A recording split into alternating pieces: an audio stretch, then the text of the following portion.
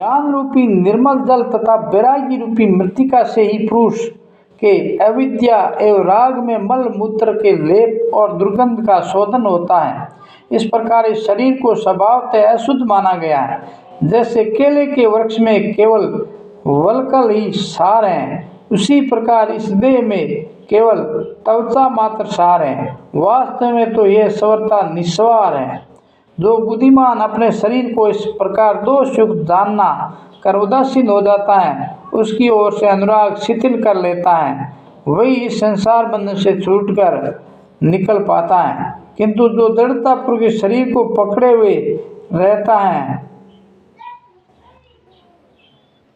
इसका मोह नहीं छोड़ता, वह संसार में ही पड़ा रह जाता है। इस प्रकार ये मानव जन्म लोगों के अज्ञान दोष से तथा नाना कर्म वशात दुख स्वरूप और मान कष्ट पर बताया गया है।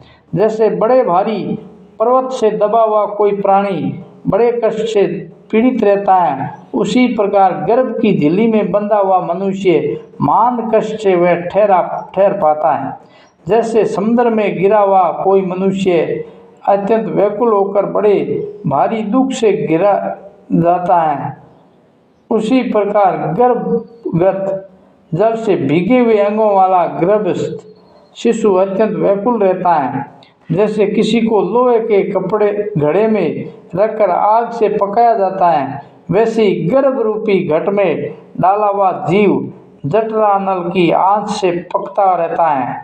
यदि आग के समान दहकती हुई सुइयां किसी को निरंतर सेदा जाए तो उसे जितनी पीड़ा हो सकती है, उसे 8 गुनी पीड़ा गर्भ में भोगनी पड़ती है। इस प्रकार स्था और जगम सभी प्राणियों को अपने अपने गर्भ के अनुरूप ये महान गर्भ दुख प्राप्त होता है, ऐसा कहा गया है। गर्भ में स्थित होने पर सभी को अपने पूर्व जन्म को स्मरण हो जाता आता है। उस समय जीव इस प्रकार सोचता है, अहो मैं मरकर पुनः उत्पन्न हुआ हूँ और उत्पन्न होकर पुनः मृत्यु को प्राप्त हुआ। जन्म ले लेकर मैंने सहस्त्रों योनियों का दर्शन किया है। इस समय जन्म धारण करते ही मेरे पूर्व संस्कार जाग उठे हैं।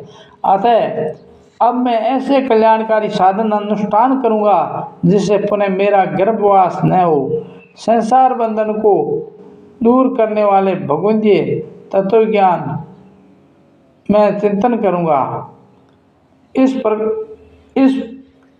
प्रकार उस दुख से छूटने का उपाय पर विचार करता हुआ गर्भस्थ जीव चिंता मगन रहता है। जब उसका जन्म होने लगता है, उस समय तो उसे गर्भ की अपेक्षा भी कोटि गुना अधिक दुख होता है। गर्भवास के समय जो सद्बुद्धि जागृत होती हैं वह जन्म हो जाने पर नष्ट हो जाती हैं। बाहर की हवा लगते ही मूर्छा आ जाती है। मोहग्रस्त होने पर शीघ्र ही उसकी स्मरण शक्ति नाश हो जाती है। स्मरण शक्ति के नष्ट होने पर पूर्व कर्मानुसार जीव का पुनः उसी जन्म के शरीर आदि में अनुराग हो जाता है। इस प्रकार राग और मोह के वशीभूत वह संसार में न करने योग्य पाप आदि कर्मों में लग जाता है। उनमें फंसकर न तो वह अपने को जानता है, न दूसरों को जानता है और न किसी देवता को भी कुछ समझता है। अपने परम कल्याण की बात का नहीं सुनता है। आँख रहते हुए भी नहीं देखता। समतल मार्ग पर धीरे धीरे चलते हुए भी वह पग पग पर लड़खड़ाता है। विद्वान को समझाने पर भी बुद्धि रहते हुए भी वह नहीं समझ पाता। इसलिए राग और मोह के वशीभूत होकर संसार में क्लेश उठाता रहता है। जन्म लेने पर गर्भ काल में जागृत हुई पूर्व जन्म की स्मृति अथवा गर्भ के दुख की स्मृति नहीं रहती। इसलिए महर्षियों ने गर्भ दुख का निरूपण करने के लिए शास्त्रों का प्रतिपादन किया है। वही शास्त्र स्वर्ग और मोक्ष देने वाले हैं।